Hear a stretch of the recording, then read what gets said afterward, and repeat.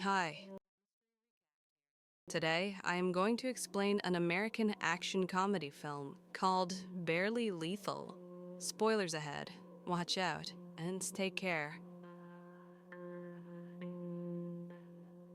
Prescott Academy is a government-run secret institution that trains little girls to become assassins. The chief of the organization, Hardman, brings them in as young as 10 months old to teach them everything about life, without guidance from outside media.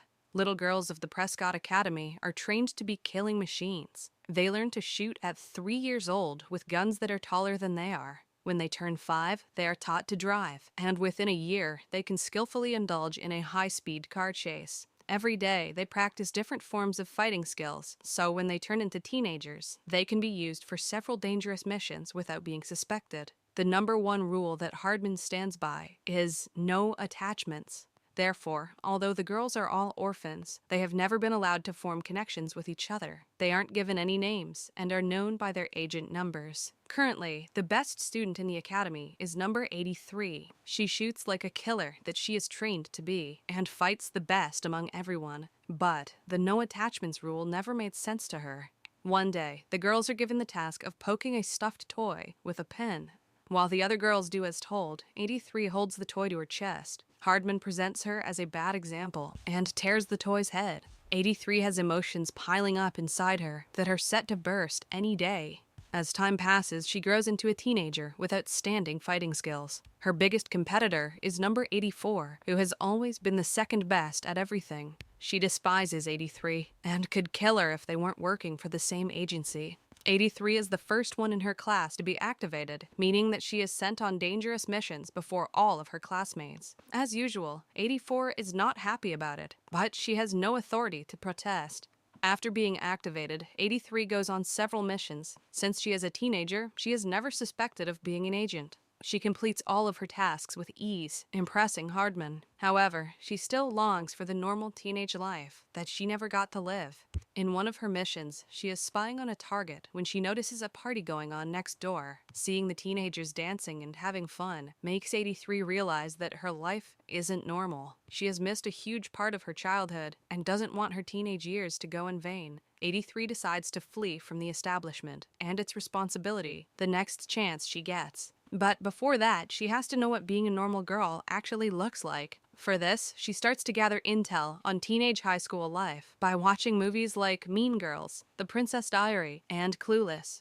Every time she is away on a mission, she buys magazines to secretly read them during boring meetings. One day, her habit gets her in trouble when Hardman finds her reading a magazine as he is briefing her about an important mission. He orders her to come back to her senses because the next mission is very dangerous. An arms dealer and the most dangerous woman in the mafia, Victoria, was located in a city 8 hours ago. She has to be captured alive within 2 days, or else she will disappear again. 84 wants to go on the mission, hoping that it would make her Hardman's favorite, but 83 is given the task. In the following scene, we see that Victoria is in a construction zone with 3 hostages. She insults them and takes their blindfolds off.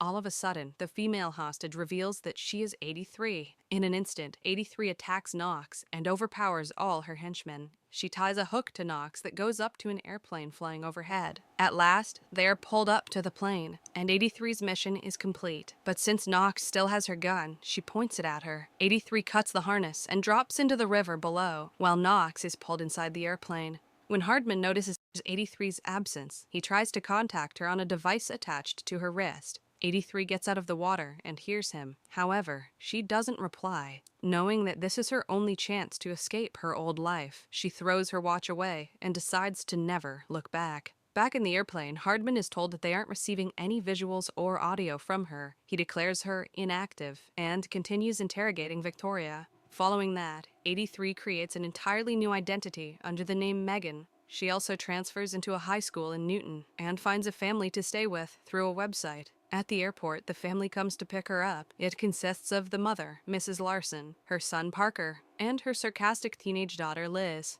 Liz is not too happy about Megan's arrival and has a hard time adjusting with her around the house. She finds it weird that Megan is excited about normal things like riding the school bus. Still, to please her mother, she agrees to help Megan around the school. On her first day at school, Megan dresses up in a ridiculous outfit, making everyone stare at her. Only a few minutes in, a bully named Gooch calls her fresh meat, as everyone laughs. To make her feel better, Liz gives her less patterned clothes to wear. During the morning assembly, she is supposed to talk in front of everyone as a foreign exchange student. Before going to the stage, she meets a geeky kid named Roger, who manages the AV for the school's band. As per the movies she has watched, Megan declares him a nerd. She is introduced to the entire school, but they make fun of her, calling her names. Soon they start asking her to go back to Canada, where she came from. If I were Megan, that's exactly what I would do. When the chanting gets louder, the school's band leader, Cash, interrupts the crowd with a song. He is the most popular guy in the school and is liked by many. Megan is also instantly attracted to him. During the lunch break, some cheerleaders call her to eat with them, but she refuses, assuming that they are mean, like the cheerleaders from her favorite movies. In biology class, she again meets Roger and makes friends with him. He seems to be attracted to her, but all Megan can focus on is Cash. The next day, she is assigned as Cash's lab partner. However, other girls from the class ask her to choose another partner, wanting Cash for themselves. Everybody is thirsty for Cash. After the class, the girls tell Megan that Cash likes girls who play the school's mascot. A gullible Megan believes that Cash is a furry and fails to realize that they're just trying to set her up, and goes to audition to be the school's mascot. She is selected instantly and called to practice for the next game. During the practice, a group of masked men run towards her and try to kidnap her. Megan uses her skills to easily overpower them, surprising everyone around her. She had thought that the masked people were agents sent by Hardman, but it turns out they are guys from a rival college trying to cause trouble. By the time she realizes this, everyone is filming her. They upload the video on social media, much to her horror. Back at Prescott's base, Victoria is being held and interrogated by Hardman. She is also aware that his way of stealing a good childhood from young girls is wrong. She calls him out for it, but the man insists that he is doing it for a good cause. Victoria also shows special interest in number 84 and is planning to use her to escape. They soon find out about the viral video of Megan and assume she is now working for a rival group. The next day at school, everyone is talking about Megan's outstanding fighting skills. She turns into one of the popular girls overnight. Her day gets even better when Cash calls her to his band practice after school. When she reaches there, she meets Roger and talks to him while waiting for Cash. Roger loves her personality and registers that they have a lot in common. But Megan is too busy drooling over Cash to see that he likes her. Later, she is invited to a high school party that her bully Gooch is throwing at his house. Megan is beyond excited because she has only heard of such parties in the movies. While returning home that day, she is kidnapped by people from Prescott. Hardman has assumed that she is working for a rival establishment and refuses to believe it when she tells him that she just wants to have a normal life. He injects her with a truth drug and finds out she is actually telling the truth. Hardman feels entitled to her life since he taught her everything she knows. He orders her to return to base in 2 days. Following that, his people dump her on the front porch of the house to make Megan look like she's just drunk. When Megan meets Roger the next time, she invites him to Gooch's party, but since his father is strict about parties, he refuses to go. Megan would feel better if he was there, since he is her only friend in the school. Later that night, Megan comes to the party with Liz, who was forced by her mother to accompany her. To Megan's surprise, 84 is also at the party, now going by the name Heather. Megan thinks Hardman sent Heather to keep an eye on her, but Heather doesn't confirm or deny the claim. Roger also comes to the party looking for Megan, but is disappointed to see her kissing Cash. By the end of the night, Cash asks her to be his homecoming gate.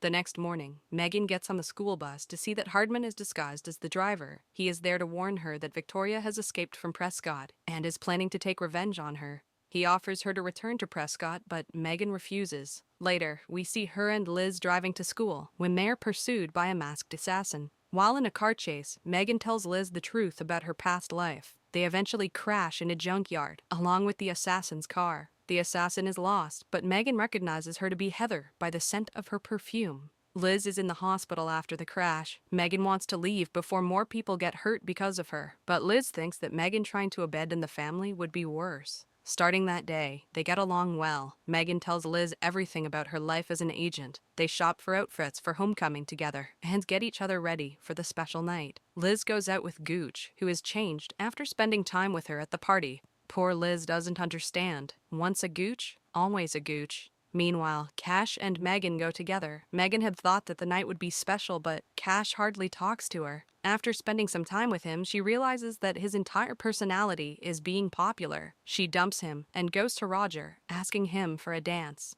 To her surprise, he declines and turns to his date for the night, Heather. The girls argue about who gets to be his date and eventually get into a fight. They wrestle around the venue, destroying the decorations. Eventually, they end up in the kitchen, where Heather is about to stab Megan. Liz sneaks up on Heather and stabs her in the leg with a corn dog stick. Then, Megan hits Heather over the head and knocks her out. Following that, the girls run back home to see that Victoria and her people have taken Mrs. Larson and Parker hostage. Megan fights them efficiently until they capture Liz. She stops resisting for the family's safety, but still has to hope that Hardman will come to save her. Victoria laughs at her for being so naive and reveals that she was the very first Prescott girl, number 1. Like Megan, she also left Prescott for robbing her of her childhood. She challenges Megan to a one-on-one fight and defeats her easily. Suddenly, Hardman arrives with reinforcements to help Megan and capture Victoria. They break in and knock out Victoria with a tranquilizer gun. Megan hugs Hardman, thanking him for the help. In the last scene, she stops Roger on his drive home and brings him with her on a helicopter ride. Subscribe for more videos like this, turn on notifications, and leave a like to help the channel out. Thank you for watching.